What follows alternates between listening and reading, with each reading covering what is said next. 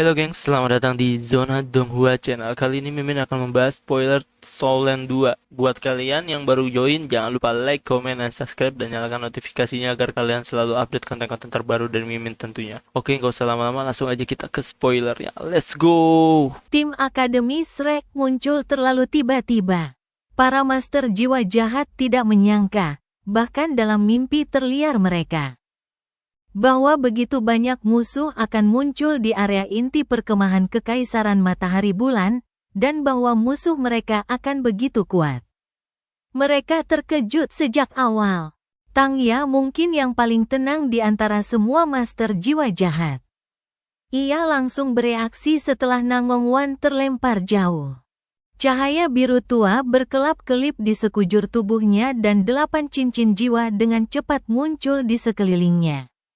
Ia sebenarnya memiliki 7 cincin hitam dan 1 cincin merah. Tak seorang pun tahu bagaimana Gereja Roh Kudus telah membantu cincin jiwanya berevolusi seperti itu. Tanaman merambat biru tua perak gelap segera tumbuh di udara satu demi satu saat mereka mencambuk ke arah Tetua Song dalam upaya membantu Tetua ketiga menghadapinya. Tapi seberapa kuatkah Elder Song?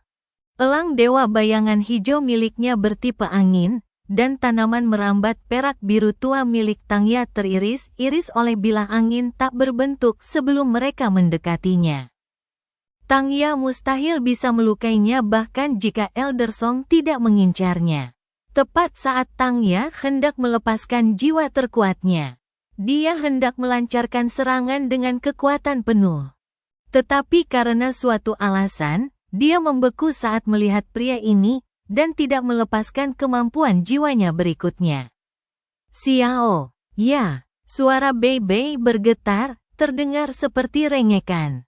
Ia sama sekali tak bisa mengendalikan emosinya saat melihat Tang Ya. Tang Ya masih secantik dulu, tetapi dia tidak lagi memiliki keaktifan dan energi seperti sebelumnya, dan tampak seperti patung. Seperti mayat hidup yang berjalan. Huo Yuhao sudah melihat seperti apa Tang Ya, tetapi ia tidak berani memberitahu Bei Bei, karena takut Bei Bei akan sedih. Bei Bei kini merasa hatinya teriris-iris melihat seperti apa Tang Ya. Xiao ya, aku Bei Bei. Apa kau ingat aku? Air mata mengalir deras di pipi Bei Bei. Dan meskipun ia melepaskan jiwa bela dirinya, ia sama sekali tidak memiliki keinginan untuk bertarung. Seluruh tubuhnya gemetar di hadapannya. Air mata tak mudah menetes dari seorang pria sejati. Sejak Xiao Ya menghilang, Bei Bei terus-menerus merasakan siksaan yang menyiksa di dalam hatinya. Ia percaya bahwa Xiao Ya telah jatuh ke tangan Gereja Roh Kudus karena ia tak merawatnya dengan baik. Terakhir kali mereka bertemu adalah di panggung kompetisi. Ketika Tang Ya menggunakan tombak tiran Blue Silver-nya dan menusuknya, ia benar-benar ingin melepaskan dan membebaskan dirinya. Ia benar-benar rela, bahkan jika ia harus mati dalam pelukan Tang Ya. Ini adalah kedua kalinya mereka bertemu setelah saat itu, kini di antara pasukan yang tak terhitung jumlahnya. Dan di tengah kegelapan malam, Bei Bei menatap Tang Ya yang seperti zombie, dan ia tak bisa menahan emosinya sama sekali. Tang Ya menatap Bei Bei, yang air matanya menutupi seluruh wajahnya. Ia tampak sedikit membeku juga, tetapi tangannya masih perlahan terangkat ke arah Bei Bei. Matanya tiba-tiba menjadi dingin sesaat kemudian. Dan bayangan biru tua yang tak terhitung jumlahnya menerjang tepat ke arah Bei Bei. Bei Bei hanya berdiri diam di sana. Ia masih tidak percaya Tang Ya akan menyakitinya, bahkan di saat seperti ini. "Apa yang kau lakukan, Bei Bei?" teriak Susansi kaget. Dan sesaat kemudian, cahaya keemasan muncul di hadapannya. Sebuah perisai raksasa melindungi Bei Bei di baliknya, menghalangi semua bayangan biru yang mengarah langsung ke arahnya. Tubuh Bei Bei gemetar saat ia membentak Susansi yang sedang berlari ke sisinya. "Jangan ikut campur, Sansi. Aku tidak yakin Xiaoya akan menyakitiku. Su Sanxi membalas dengan marah. Apa kau gila? Apa kau tidak lihat dia telah dicuci otaknya, dan pikirannya sedang dikendalikan? Kita harus pergi secepat mungkin. Adik kecil tidak bisa terus seperti ini. Permainan romantis macam apa yang kau mainkan sekarang? Jika kau ingin memindahkan Xiaoya dan membiarkannya pulih, kau harus menunggu sampai semua orang kembali dengan selamat. Kenapa kau begitu kacau? Apa kau mencoba membunuh semua orang? Su Sanxi tak henti-hentinya berteriak marah pada Bei. Perisai Xuanwu-nya berubah menjadi dinding perisai saat ia menangkis semua serangan area dari rumput perak biru tua milik Tangya. Meskipun Tangya sudah menjadi Sol Douluo 8 cincin, kekuatan Su Sanxi telah meningkat pesat sejak ia menyatu dengan rohnya. Kura-kura emasnya melayang di sampingnya, melepaskan lingkaran cahaya keemasan satu demi satu yang sangat memperkuat perisai Xuanwu-nya. Bei tertegun sejenak setelah Su Sanxi memarahinya. Namun, matanya akhirnya jernih kembali saat ia berkata, "Maaf, aku salah." Ia dengan cepat keluar dari balik perisai Su Sanxi sambil berbicara, dan menerkam tepat ke arah Tangya di tengah kilatan petir keemasan, melepaskan naga suci bercahaya miliknya. Bei menggunakan cakar naga petir, jurus jiwa pertamanya, dan menebas Tangya sambil menggunakan petir kuat, jurus jiwa keduanya. Secara bersamaan, ribuan kilatan petir menyambar langit saat mereka mengiris rumput blue silver gelap di udara. Seekor kuda jantan putih anggun yang berkilauan dengan cahaya keemasan muncul di hadapan Bei. Dan sisik naga segera menyelimuti tubuhnya. Itu adalah roh Bei, kuda naga surgawi miliknya. Saat itu, naga tiran petir biru milik Bei telah resmi berevolusi menjadi naga suci bercahaya setelah menyatu dengan kuda naga langit. Aura Bei kini membesar seiring kemunculan rohnya. Meskipun ia tidak menggunakan tubuh sejati jiwa bela dirinya, kekuatan bertarungnya hampir setara dengan itu berkat dukungan kuda naga langit. Tatapan Tangya sedingin es dari awal hingga akhir. Ia mengangkat tangannya dan menggenggam dengan tangan kirinya di udara, sementara tombak tiran perak biru miliknya perlahan terbentuk. Ia mendorong dengan tangan kanannya ke arah Bei. Dan sebuah jaring raksasa berwarna hitam kebiruan pun terbuka. Jaring itu menangkis cakar naga guntur miliknya sebelum mencapai Bei. Jaring laba-laba itu membesar dan membesar saat terbang, dan mampu menahan kilatan petir Bei. Bei menghentakkan kaki kanannya dengan keras ke tanah saat kilat menyambar tubuhnya.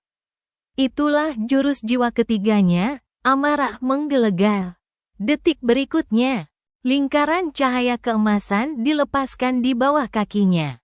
Ia menggunakan gempa alam Kaisar Naga, dan auranya melonjak dengan sangat cepat ke tingkat yang sangat menakutkan.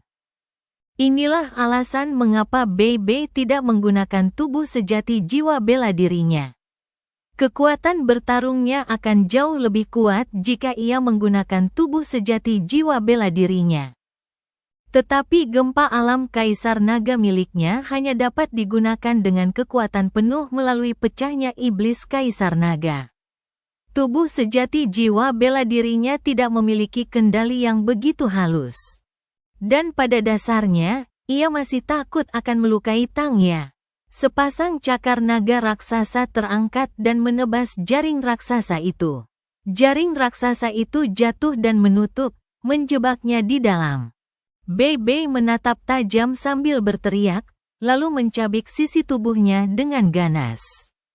Ia menyadari saat mencabik bahwa jaring itu sangat kental sekaligus kuat. Dan ia tak bisa merobeknya bahkan dengan kekuatannya sendiri. Terlebih lagi, terdapat banyak duri hitam kebiruan di jaring ini, yang melepaskan energi kegelapan yang sangat murni dan mencoba menyusup ke dalam tubuhnya.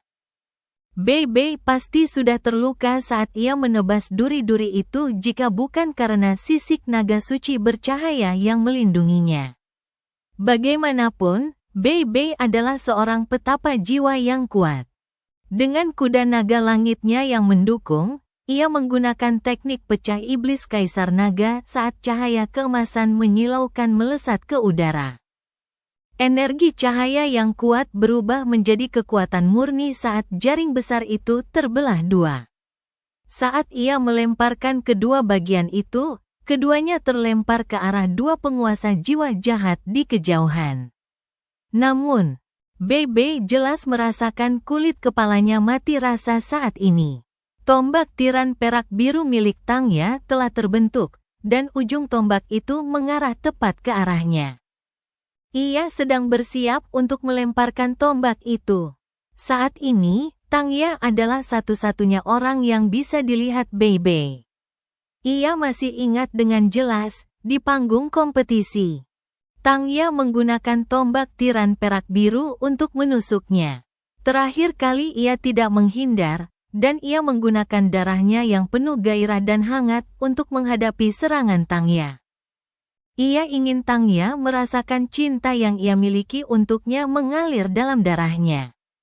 Saat itu, Bei Bei merasa Tangya seolah memulihkan sebagian ingatannya melalui panggilan-panggilannya yang berulang.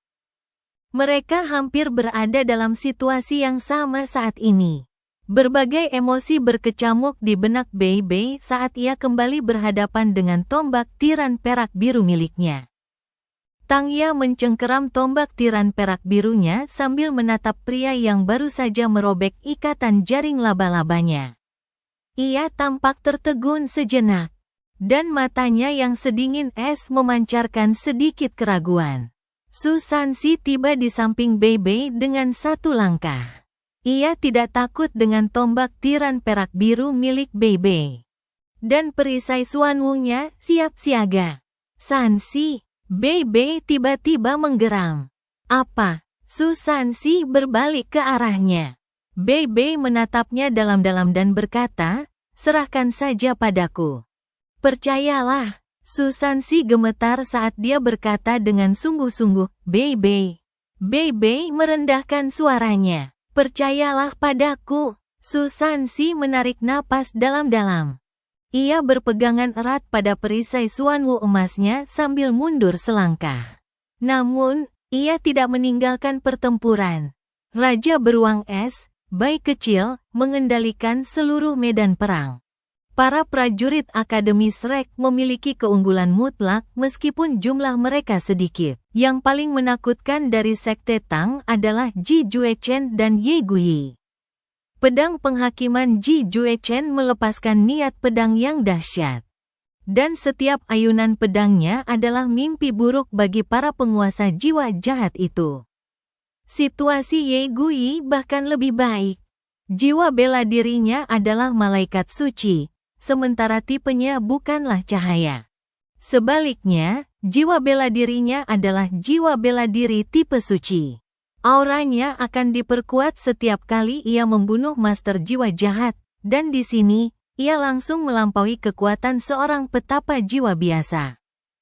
Jiwa bela diri Ye Guyi adalah salah satu yang terkuat di seluruh Sekte Tang. Dalam hal jiwa bela diri saja, jiwa bela dirinya mungkin melampaui Huo Yuhao. Unsur kesucian yang terkandung dalam malaikat suci sangatlah langka, dan ia diciptakan untuk melawan kejahatan. Malaikat suci akan semakin kuat setiap kali ia membunuh sesuatu yang jahat.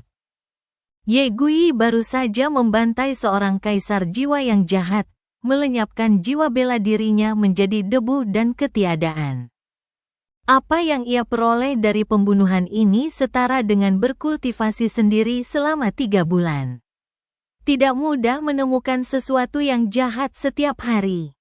Tetapi Gereja Roh Kudus adalah lawan yang paling cocok bagi Ye Guyi untuk memperkuat dirinya.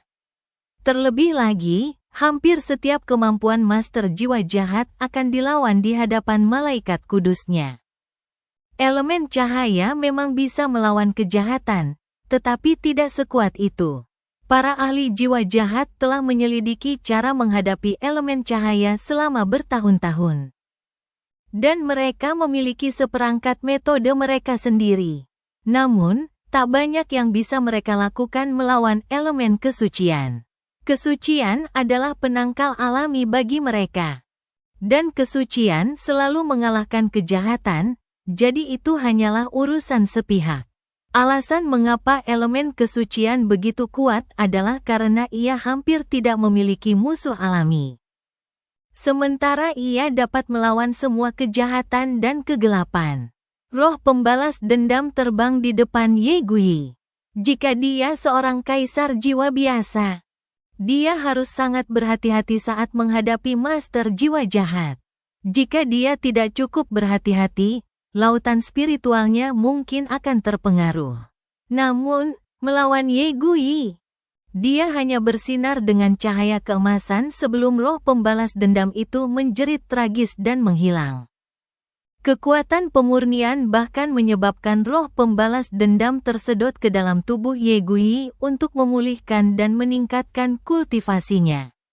Akibatnya, kekuatan tempur Ye Gui sepenuhnya dilepaskan saat ia bertarung di bawah perlindungan Raja Beruang Es. Ia adalah mimpi buruk bagi setiap master jiwa jahat. Huo Yuhao telah mempertaruhkan segalanya untuk menyelamatkannya sebelumnya karena ia secara alami mampu mengendalikan para ahli jiwa jahat. Seiring meningkatnya kemampuan Ye Gui, daya tangkalnya terhadap para ahli jiwa jahat pun semakin kuat. Ye Gui sudah hampir menjadi Soul Sage. Setelah pertarungan ini, ia yakin bisa menembus level Soul Sage. Saat itu terjadi, malaikat sucinya akan memiliki 4 sayap, dan kemampuannya secara keseluruhan akan meningkat pesat. Ia tak akan takut bahkan melawan Soul Douluo yang jahat. Nan Qiu Qiu mengikutinya di samping Ye Gui, berkoordinasi dengannya. Malaikat suci Ye Gui adalah yang paling efektif melawan para master jiwa jahat. Sementara Nan Qiu Qiu menggunakan kemampuan pemusnahan naga rubinya untuk melindunginya, memungkinkan kekuatan ofensif Ye Gui dilepaskan hingga batasnya. Bukan hanya Nan Qiu Qiu, Xiao Xiao juga melindungi Ye Gui. Kuali penghancur jiwa 3 nyawa miliknya digunakan sebagai jiwa bela diri tipe kontrol untuk mengisolasi Ye Gui dari musuh-musuh mereka. Hal ini mencegah terlalu banyak musuh muncul tepat di depannya, sehingga Ye Gui dapat menggunakan kemampuannya dengan lebih baik. Selain mereka bertiga, semua orang juga menunjukkan kekuatan mereka. Kemampuan Jiang Nanan meningkat pesat sejak ia menyatu dengan roh ular piton tendon lunak ruby. Saat ini, seekor ular piton dengan panjang lebih dari 3 meter mengamuk di medan perang. Yang paling aneh adalah ia memiliki kemampuan yang dimiliki Jiang Nanan. Hanya ini saja sudah cukup untuk membuatnya sekuat kura-kura emas milik Susansi. Jiang Nanan telah berubah menjadi tubuh sejati jiwa bela dirinya saat ini, tetapi itu bukan kelinci tulang lunaknya. Sebaliknya, ia telah menggabungkan tubuh sejatinya menjadi ular piton tendon lunak rubinya, meningkatkan kemampuan rohnya secara signifikan. Ia mengandalkan ukuran ular pitonnya untuk mengganggu jalannya pertempuran, dan para master jiwa jahat tidak dapat berkumpul. Xiao ya, teriak Bei Bei pada Tang Ya yang sudah mengangkat tombak tiran perak biru miliknya. Tubuh Tang Ya bergetar. Ia sudah sedikit ragu. Mendengar panggilan Bei Bei, langkahnya semakin melambat. Bei Bei melepaskan gempa alam kaisar naganya dan perlahan berjalan menuju Tang Ya. Setiap kali ia melangkah, tubuhnya sedikit meredup. Setelah 3 langkah, sisik naganya telah lenyap sepenuhnya. Dan jiwa bela dirinya bahkan telah ditarik kembali. Ia menampakkan wujud aslinya. Xiao ya, aku Bei Bei. Apa kau ingat aku? Bei Bei berjalan menuju Tang Ya. Susansi menggenggam perisai Xuanwu emasnya erat-erat.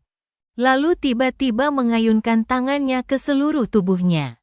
Perisainya terbang dan mengenai beberapa kaisar jiwa jahat yang sedang menyerbu.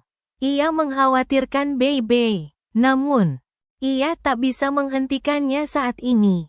Sejak saat itu, ia sudah melihat tatapan penuh tekad di mata Bei Bei. Meskipun ia sangat dekat dengan Bei Bei, ini pertama kalinya ia melihat tatapan seperti itu di matanya. Dia tahu Bei Bei sudah memutuskan. Apapun yang terjadi, dia harus mencoba. Sebagai saudara, dia tidak bisa menghentikannya. Jika dia berada dalam situasi seperti itu dengan Jiang Nanan, dia juga akan melakukan hal yang sama. Bei Bei, ayo, teriak Susan si pelan, lalu menatap Tang Ya. Begitu terjadi sesuatu yang salah, ia akan langsung bergegas menyelamatkan Bei Bei. Tang Ya agak linglung saat berdiri di sana. Masih ada segerombolan rumput perak biru gelap yang menari-nari di sekitar kakinya. Namun, mereka tidak menyerang. Tombak tiran perak biru yang tajam itu memancarkan cahaya biru tua.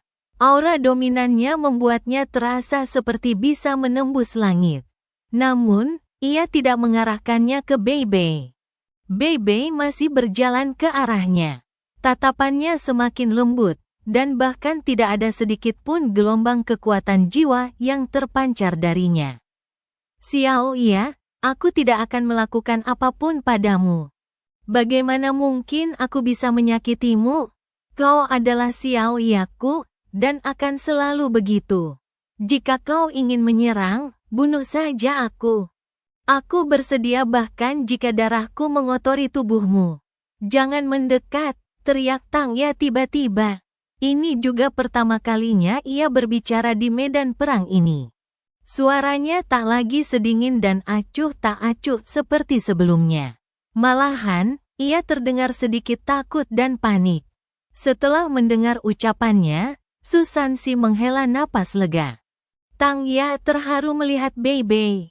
Ini berarti sosok Bei Bei masih ada dalam ingatannya. Bei Bei tidak mendengarkan Tang Ya, dan terus berjalan maju.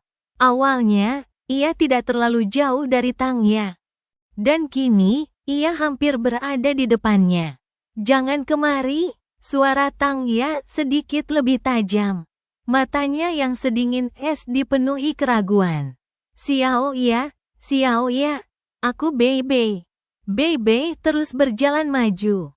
Ia memanggil nama Tang Ya seolah-olah ia memanggil istrinya sendiri. Akhirnya, ia sampai di hadapannya. Ia tak menggerakkan tombaknya. Bahkan tombak itu bergetar hebat dalam genggamannya. Bei Bei kini berada tepat di depan tombak itu, tetapi ia tidak berhenti. Ia langsung menghantam tombak itu, dan ujung tombak itu menusuk bahunya. Ada jejak merah di ujung tombak itu, yang menyebar di sepanjang pola-pola gelap di atasnya. Seiring peningkatan kultivasi Tang Ya, tombak itu mampu menyerap darah. Saat menyerap darah, tombak itu juga menyatu dengan elemen racun gelap di dalamnya ke dalam darah musuh. Wajah Bei Bei memucat, tetapi tatapannya masih selembut biasanya. Xiao Ya, aku Bei Bei. Melihat ujung tombaknya menembus bahu Bei Bei, Tang Ya tertegun, dan hanya menatapnya dengan linglung. Seolah-olah ia sedang melihat sesuatu yang luar biasa. Bei Bei bergerak maju 1 inci lagi. Seketika, tombak itu menusuk lebih dalam ke dalam dirinya. Dari awal hingga akhir, Bei Bei tidak menunjukkan ekspresi kesakitan di wajahnya. Hanya ada raut lembut di sepanjang adegan. Xiao Ya, aku Bei Bei. Bei Bei terus memanggil dengan lembut. Ah, Tang Ya mulai berteriak panik, dan dengan marah melepaskan tombak di tangannya. Tanpa kekuatan jiwanya, tombaknya langsung menghilang, berubah menjadi garis-garis cahaya biru tua yang menghilang ke udara. Rumput perak biru di sekitar Tang Ya juga langsung menghilang. Wajahnya sangat pucat, dan tubuhnya mulai gemetar hebat. Tangannya berada di atas kepalanya. Kepalaku sakit, sakit banget. Bei Bei menahan rasa sakit di bahunya dan bergegas maju, memeluk Tangya. Meskipun tubuh Tangya saat ini sedingin es, dan dipenuhi aura kegelapan yang intens, ketika Bei Bei memeluknya, air mata mengalir dari matanya tak terkendali. Sudah berapa tahun berlalu? Sejak Tangya menghilang, sudah bertahun-tahun berlalu. Akhirnya ia bisa memeluknya lagi. Xiao ya, kau tak tahu betapa bahagianya aku saat ini. Berapapun harga yang harus kubayar, aku akan mentraktirmu. Melihat Bei Bei berhasil, Su Sanxi sangat gembira. Ia menerjang Bei Bei dan berbisik, baiklah, ayo cepat pergi. Agar kita bisa meminta adik kecil pergi. Bei Bei menoleh untuk menatapnya dan mengangguk cepat. Setelah itu, ia membawa Tangya pergi dan melarikan diri menuju tenda Masquerade Douluo. Pintu menuju demi-planet spektral sudah terbuka. Tenda Komando Kekaisaran Matahari Bulan. Sebagai guru kekaisaran dan pemimpin Gereja Roh Kudus, Zhong Liwu duduk di kursi utama. Bahkan Lin Hai hanya duduk di sampingnya. Sejumlah besar perintah telah diturunkan. Seluruh pangkalan sibuk dengan pertarungan ini. Zhong Liwu tampak sangat muram. Selain Lin Hai, ada juga banyak komandan lain dari Kekaisaran Matahari Bulan di dalam tenda. Karena Zhong Liwu dan 6 orang yang ditahbiskan dari aula ibadah Gereja Roh Kudus berada di dalam tenda, mereka semua ketakutan. Kenapa tidak ada yang melapor setelah sekian lama? Ada apa dengan prajuritmu? Zhong Liwu bertanya pada Lin Hai. Lin Hai mengerutkan kening dan berkata, ini seharusnya tidak terjadi. Sudah lama, para pembawa pesan seharusnya terus melaporkan informasi. Setelah serangkaian perintah disampaikan sebelumnya, tenda komando menjadi sunyi. Mereka telah menunggu cukup lama. Tetapi tidak ada utusan lain yang datang. Bagaimana mungkin pertempuran berlanjut tanpa ada perintah? Oh, ekspresi Zhong Liwu tiba-tiba berubah. Ia langsung berdiri. Ada yang tidak beres. Kenapa sepi sekali? Meskipun tenda komando bisa meredam kebisingan dengan cukup baik, seharusnya ada sedikit pergerakan di luar. Ayo kita keluar dan lihat. Sambil berbicara, ia pun melangkah keluar. Tentu saja tidak ada utusan yang datang. Ini karena Masquerade Douluo sedang berada di luar. Setelah memasang penghalang spiritual, Huo Yuhao telah menghentikan 3 gelombang utusan. Dengan penghalang spiritual yang mengisolasi semua suara dari luar, ketiga gelombang utusan itu ditipu ke sudut gelap di samping tenda komando melalui domain interferensi spiritual Huo Yuhao. Mereka juga tidak sadarkan diri. Tirai tenda dibuka, dan Zhong Liwu adalah orang pertama yang keluar. Melihat Zhong Liwu keluar, Huo Yuhao merasa khawatir. Situasi di sisi lain belum selesai. Belum semua orang mundur. Huo Yuhao tahu mereka sedang berebut waktu. Setiap detik akan membuat rekan satu timnya lebih aman. Bei Bei baru saja menggendong Xiao Ya dan hendak mundur ke tendanya.